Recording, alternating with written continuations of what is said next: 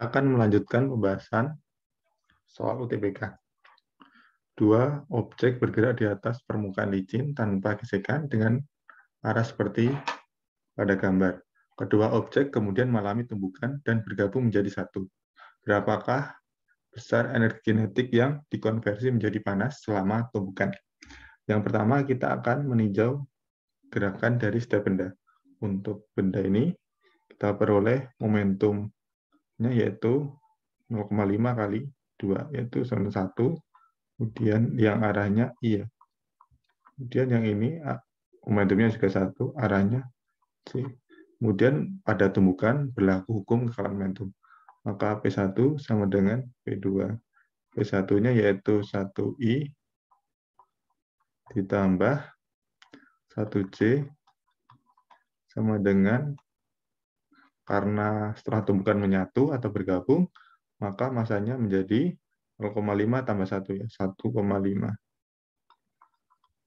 P aksen. Maka kita peroleh P aksennya yaitu 1 per 1,5 I tambah 1 per 1,5 C, atau kita bisa tulis 2 per 3 I plus 2 per 3 C. Atau nilai V aksennya yaitu 2 per 3 per 2 untuk nilai atau besar kecepatannya. Kemudian untuk mencari energi yang hilang atau delta E sama dengan E1 min E2. E1-nya yaitu setengah dari setengah kali 2 kuadrat ditambah setengah kali 1 kali 1 kuadrat dikurangi massa gabungan kedua benda, yaitu setengah kali 3 per 2 dikali ini ya V aksen kuadrat, yaitu 2 per 3 akar 2 kuadrat. Ini hasilnya 1 tambah 0,5. Ini dikurangi setengah kali 3 per 2. Ini 4 per 9 kali 2. Kita coret. Dihasilkan ini ya.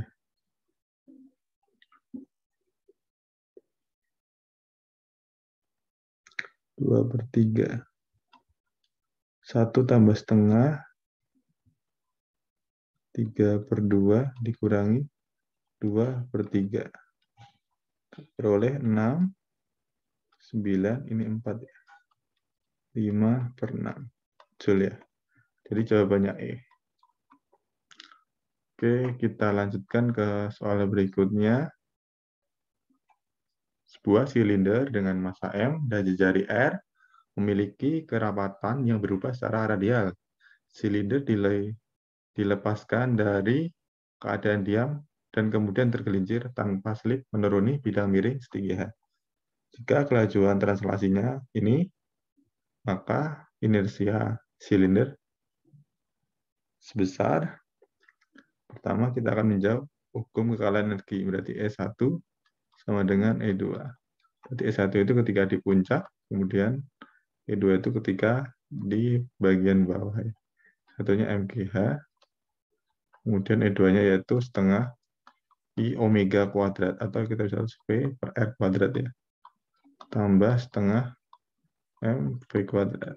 MGH sama dengan setengah I yang kita cari, V-nya 8 per 7 GH per R kuadrat, tambah setengah M kali 8 per 7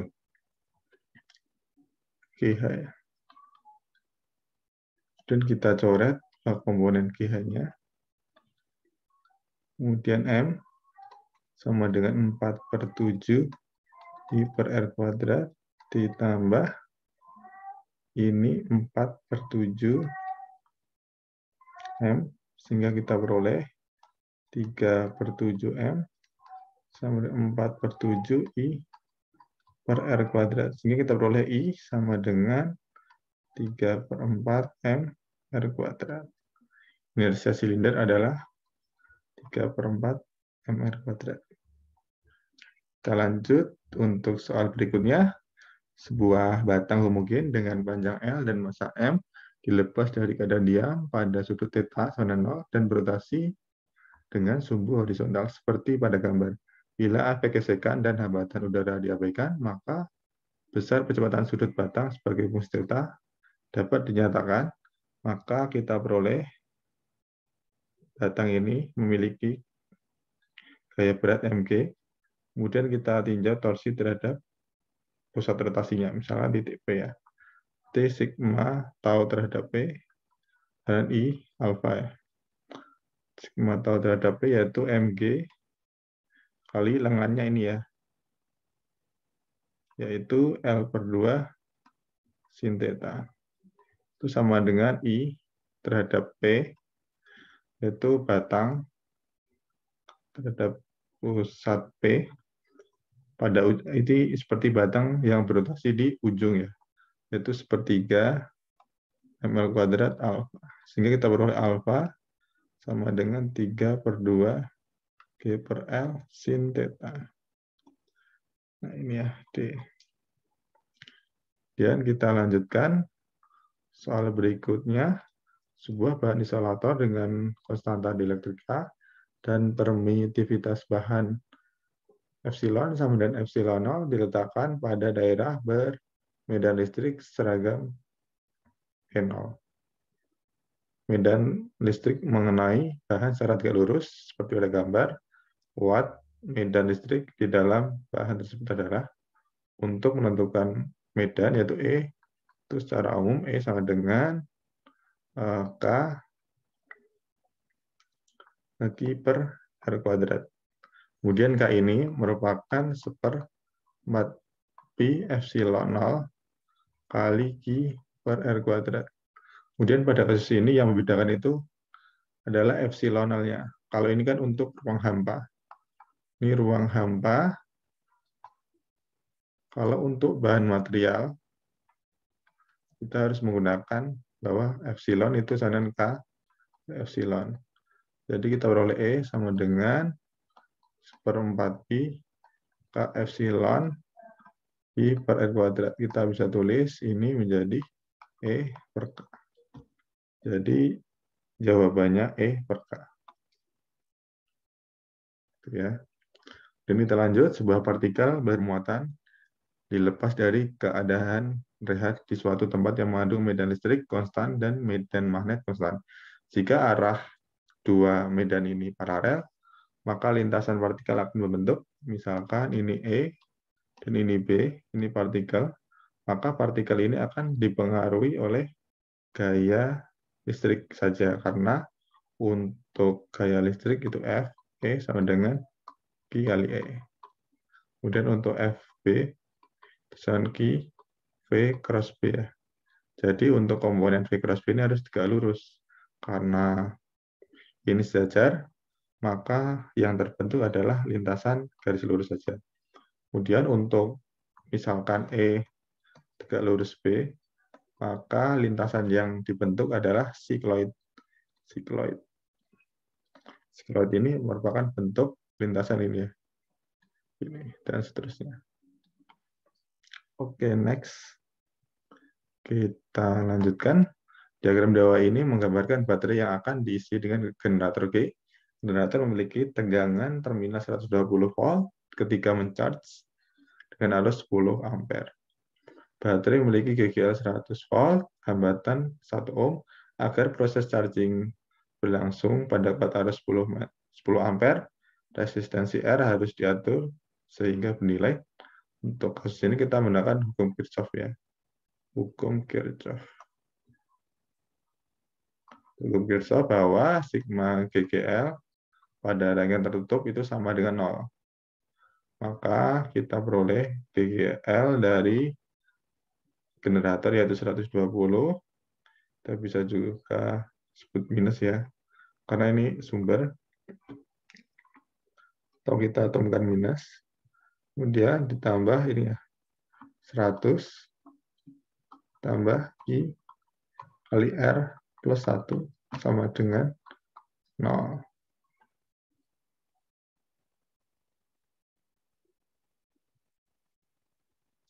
Dan ini min 20, dengan 10, R plus 1 sama dengan 0. Sehingga kita beroleh R sama dengan 1 ohm. Oke. Soal selanjutnya, mula-mula kapasitor C1 dihubungkan dengan baterai. Setelah cukup lama, kapasitor C1 dihubungkan ke kapasitor C2 yang belum bermuatan.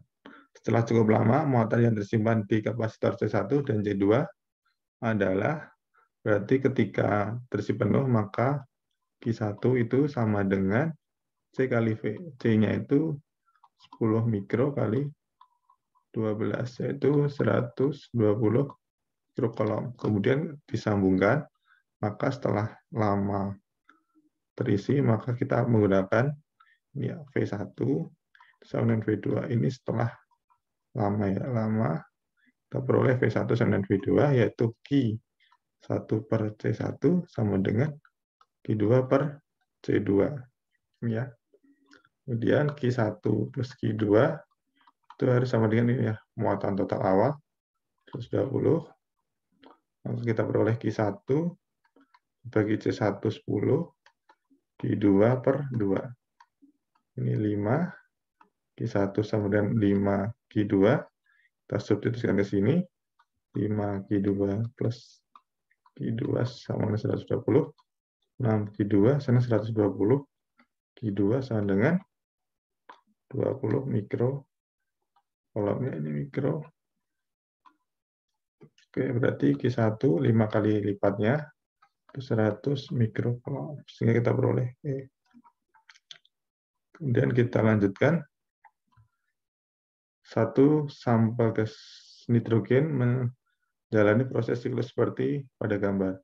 Kalau total yang ditransfer dalam sistem adalah, untuk mengerjakan ini kita secara simpel bisa menggunakan luas segitiga ini ya. Luas segitiga ini berapa ya? Jadi ini kita berarti luas segitiga setengah alas kali tinggi setengah.